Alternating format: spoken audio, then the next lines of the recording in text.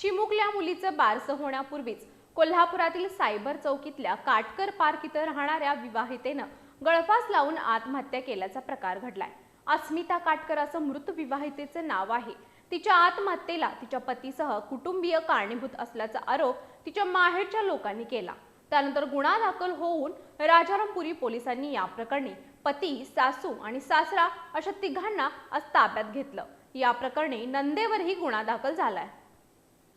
आजरा तालुक्यातील लाटगाव इथल्या अस्मिता सरदेसाई यांचा विवाह कोल्हापुरातील सायबर चौकीतल्या काटकर पार्क मधील प्रतीकसिंह वीरेंद्रसिंह काटकर यांच्याशी 1 वर्षापूर्वी झाला होता। 1 महिन्यापूर्वी त्यांना मुलगी झाली होती।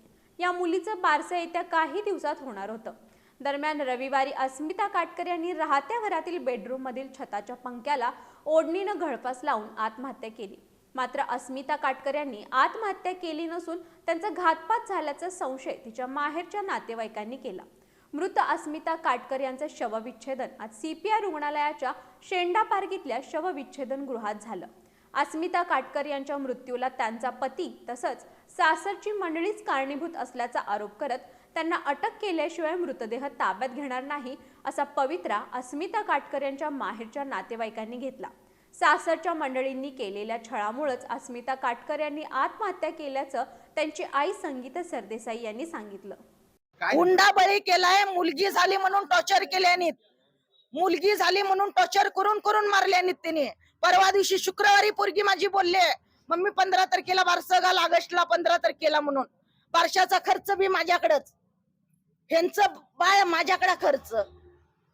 डिलेवरी झाली, हा पहिले बाळात पण आई करते, असू देत, दिलं का पोरगी सुखात राहू देत। 7वा महिना केला, अधिक महिना करून घेतल्याने, डिलेवरीला एवढे पैसे देऊन सुद्धा अधिक महिना करून घेतल्याने। 3 वर्षात एकदा येतं अधिक महिना कर।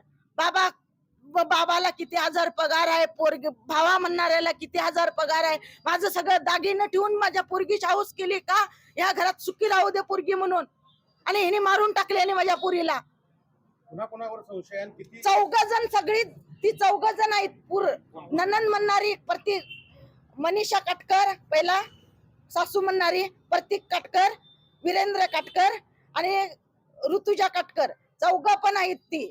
सासरच्या मंडळींनी पैशाच्या हव्यासापायी आपल्या बहिणीचा खून केल्याचा आरोप मृत अस्मिता काटकर यांचे भाऊ अनिकेत सरदेसाई यांनी यावेळी केला। माझा आरोप आहे की माझी बहीण आत्महत्या करू नाही शकत, हा खून आहे। माझ्या बहिणीच्या परिवाराने खून केला आहे आणि हे हुंडाबळीचा केस आहे आणि काय नाही। मृत अस्मिता काटकर यांच्या माहेरकडील सर्व नातेवाईकांनी राजारामपुरी पोलीस ठाण्यात धाव घेऊन या प्रकरणी गुन्हा दाखल करण्याची मागणी केली।